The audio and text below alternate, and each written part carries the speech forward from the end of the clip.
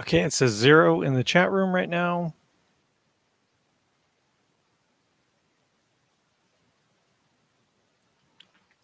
Sometimes that changes. So, hi, this is Chad from the Nocturne Society. Yes, now it changed to 1. I wanted to do a test of the YouTube live chat because I don't know, I haven't used it a whole lot, and I don't know if you're familiar with the YouTuber Dan Bell. I'm quite a fan of his. He uses YouTube live all the time, and that is something he does regularly, but he seems to have such a problem with it. When I watch his streams, they're always a mess. Of course, he's doing it live out somewhere and not in a home studio or whatever. So that could be part of it. But I thought, I mean, it is 4 a.m. here. I should probably go to bed, frankly. But it is 1 o'clock in like the West Coast. So I thought maybe it's not too late to do a test. I was just previously playing Sea of Thieves so now it says 0. See, I'm never sure. Is there someone in the chat or is there not? Because it will occasionally show one person, which I assume is myself, and then it goes away. So anyway, if you would be interested in talking about ghosts, I could probably talk for an hour or so, but really this was just a test for the live chat.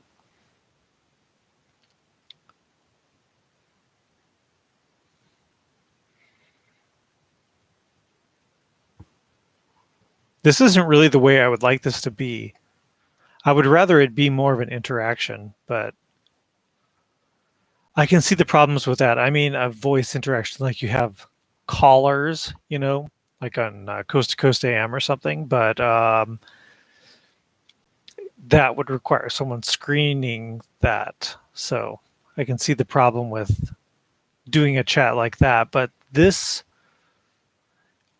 it would be okay, I guess, if the chat room was a decent size, which obviously there's no one in it right now, so it would be, but I could see if it was a lot of things going on, it'd be hard to keep up with the questions.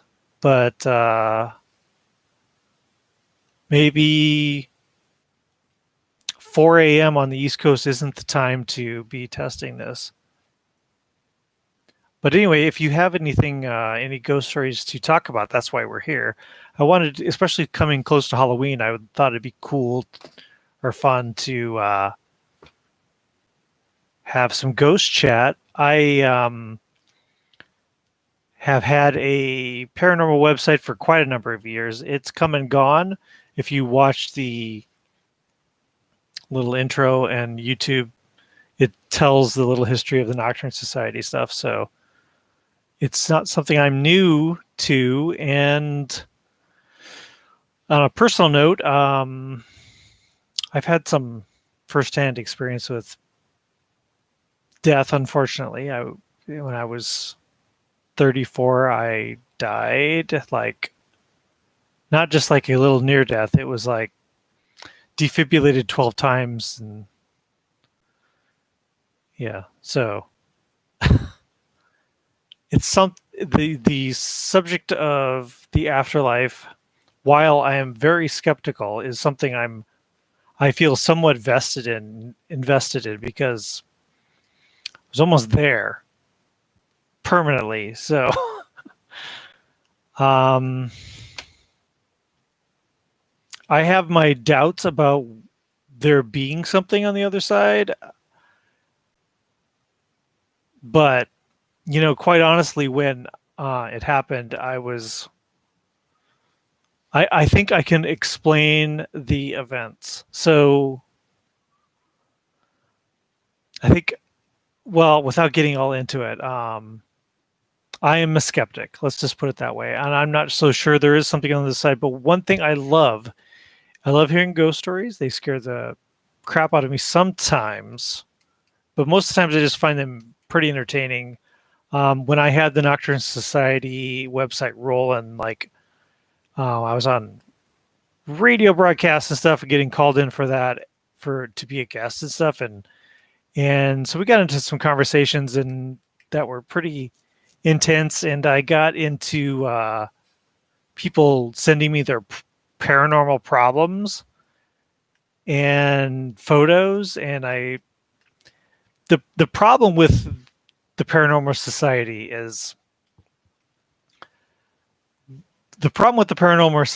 is that when people are into it, they have a hard time. They walk around with like blinders on, and it's they have a hard time, I feel, being honest with themselves or considering all other options. You know, there's a old saying that if you hear hoofbeats in the distance, it is probably not a unicorn. You know, it is probably a horse. So the the issue with people in these paranormal ghost hunter groups is that they go out with a specific intent to find a ghost, and when you are looking for something like that, then every bump in the night, every knock you hear, every piece of dust that flies past the camera is a spirit or a ghost.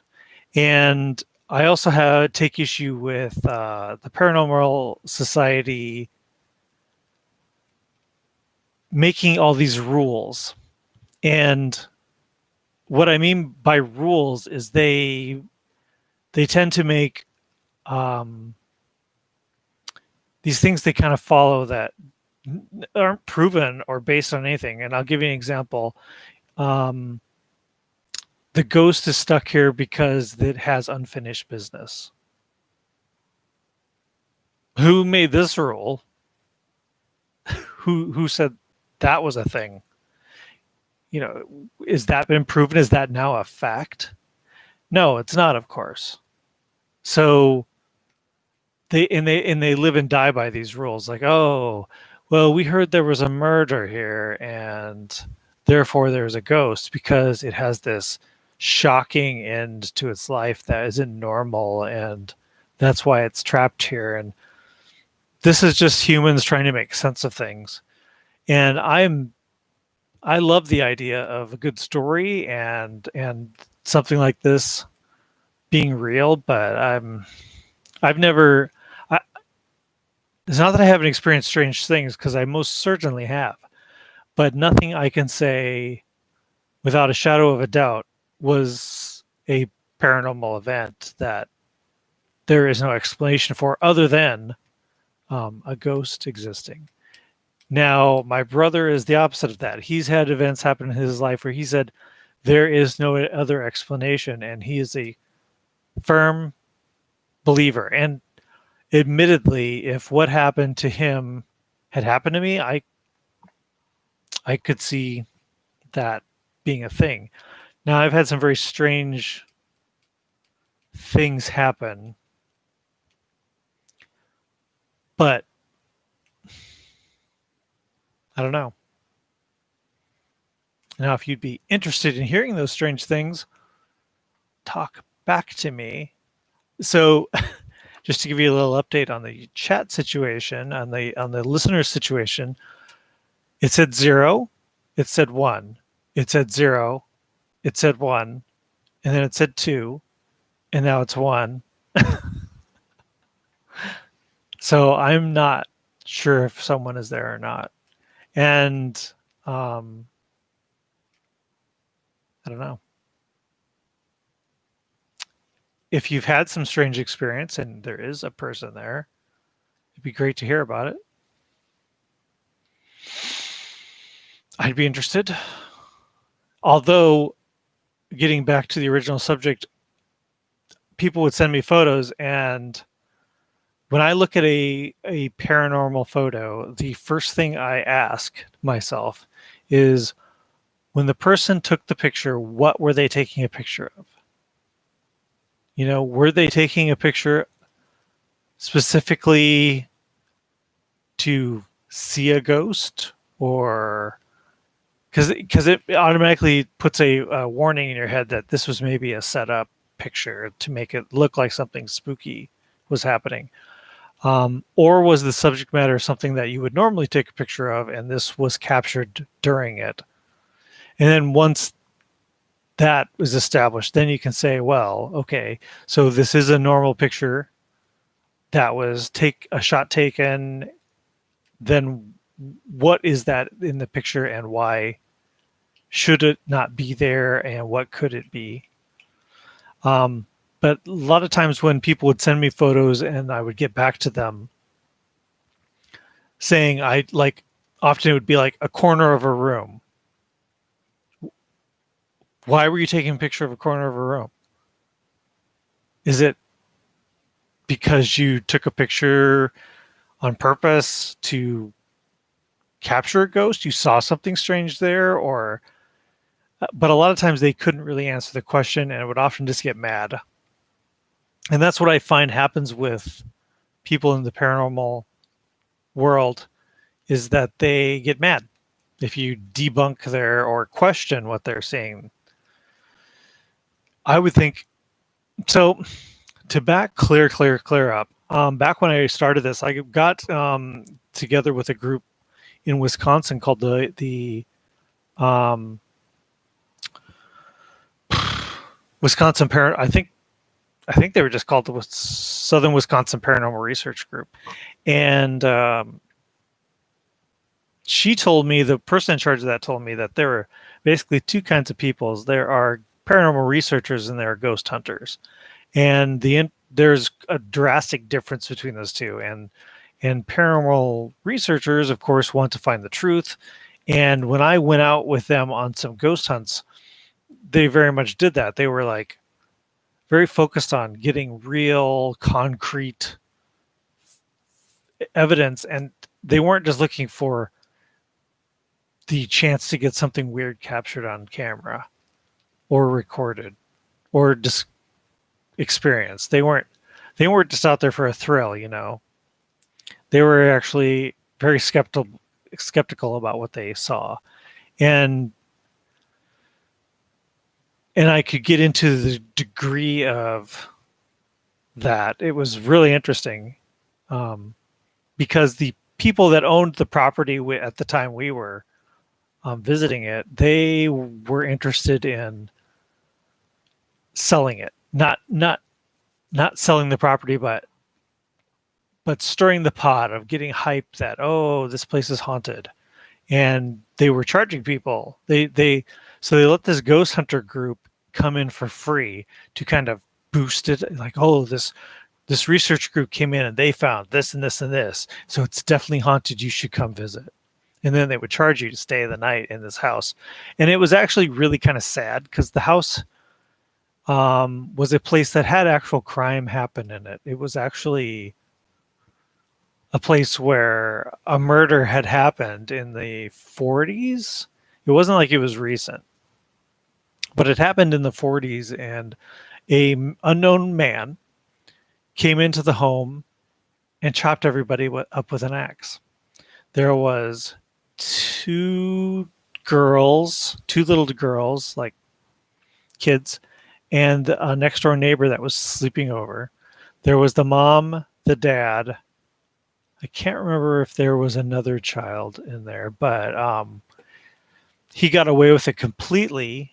They never found out who it was. Of course, like, this was the 1940s, and, you know, things weren't as advanced as they are now. Like, I would like to think they would have a better chance of catching them with the cameras and everything that we have everywhere these days. But anyway, they never caught the guy, and or girl, who knows who chopped them up. So a real tragedy had happened in the home, and it was kind of sad that this was trying to be profited on.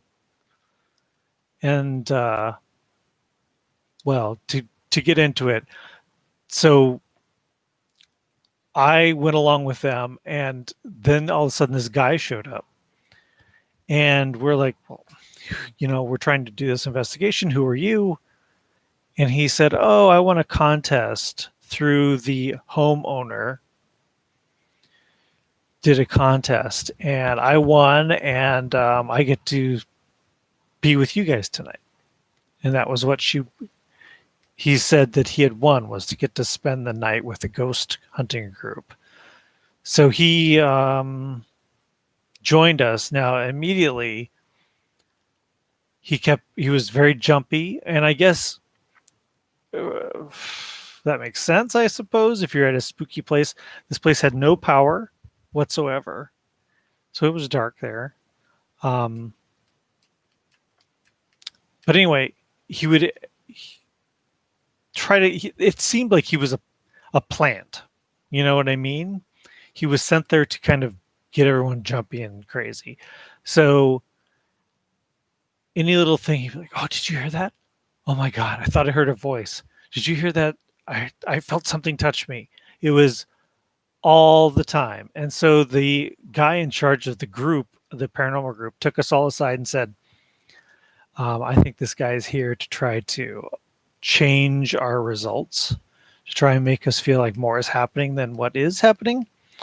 So he split us into groups.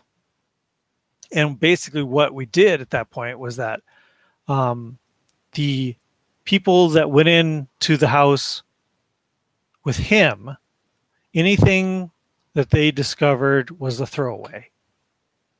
So that wasn't kept because he was doing whatever. And then they'd send in group two, which was serious people doing serious things and not being swayed by somebody else. So that was a very smart move, I thought. And it also showed how serious they were to not just go in there and get scared and freak out. So they were actually there with a goal. Whereas ghost hunters, group of people that go in and um, do it on the weekend and go in just to have a good time and get scared and ooh, oh my God, I saw something, and a whole different group. Now, when the Nocturne Society website was really rolling, I was pretty,